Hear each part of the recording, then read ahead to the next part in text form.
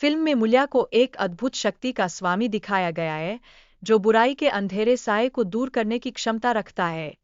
लोग उसकी संजीवनी शक्ति को देखकर उसे ईश्वर का संदेशवाहक मानने लगे हैं। इस बीच कैरेक्टर एनम मुल्या की रहस्यमय शक्तियों से प्रभावित है और उसकी राय पर चलने की कोशिश कर रही है, जबकि उसकी शिक्षक उसे डॉक्टर के पास जाने की सलाह देती है। यह सलाह उसके मन में भारी विचारों का संचार करती है। एक दिन मुल्या का जादुई इलाज एक आदमी की गहरी चोट को चुटकी में ठीक कर देता है। यह घटना उसके आसपास के लोगों के लालच को बया देती है और वे उससे और अधिक धन की मांग करने लगते हैं। लेकिन तभी उवाक एनम को बताता है कि उसकी असली मां नहीं चाहती थी कि वह मुल्या से मिले। इस खुलासे से एनम का विश्वास तेजी से हिलने लगता है और वह संतुलन खोने लगती है।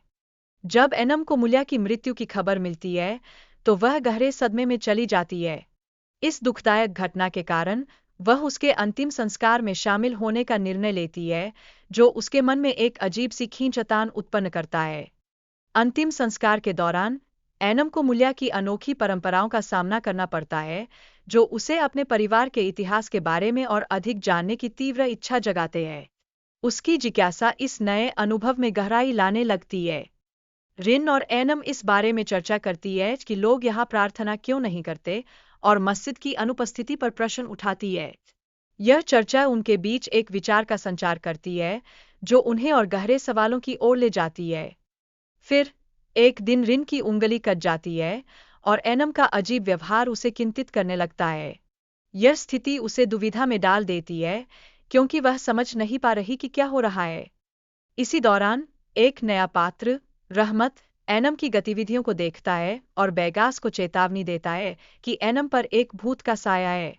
यह चेतावनी उसके लिए और भी जटिलता लाती है।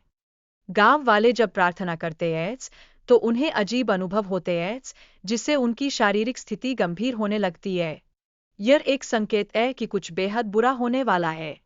एनम को अपने पिता के बारे में कुछ अनजाने रहस्यों का पता चलता है, जो गांव की परंपराओं के खिलाफ जा रहा है। यह स्थिति न केवल उसके लिए बल्कि पूरे गांव के लिए चुनौती उत्पन्न करती है।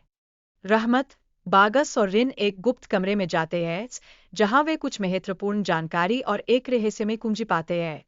यह कुंजी उन्हें एक और दरवाजे की ओर ले जाती है, जो रहस्य की ओर इशारा करती है। एनम के प्रति गांव वालों की श्रद्धा ने उसे एक नेता के रूप में देखा, जबकि वह सच में बेहोश थी। यह स्थिति उसे और अधिक संकट में डाल देती है, जैसे कि वह किसी जाल में फंसी हो। रहमत और उसकी मां ने इस कठिन स्थिति से बाहर निकलने की कोशिश की, लेकिन तभी गांव वाले एनम को अपनी समस्या बताने आ पहुंचे। यह परिस्थिति और भी जटिलता पैदा करने लगती है। रहमत को यह समझ में आता है कि केवल रक्त संबंधी ही दानव को मार सकता है, जिससे एनम की जान को खतरा है। यह जानकारी उसे मानसिक रूप से परेशान कर देती है, क्योंकि वह अब असमंजस में है।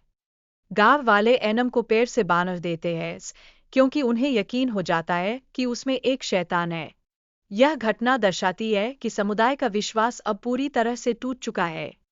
जब एनम शैतान के प्रभाव में होती है, तो गांव वाले मिलकर प्रार्थना करते हैं। यह एकता दर्शाती है कि जब मिलकर खड़ा हुआ जाता है, तो शक्ति कैसे प्रकट होती है। आखिरकार एनम की अडिग आस्था के कारण शैतान अंततः उसके शरीर को छोड़ देता है। यह घटना साबित करती है कि सच्ची आस्था कठिनाइयों को पार कर सकती है।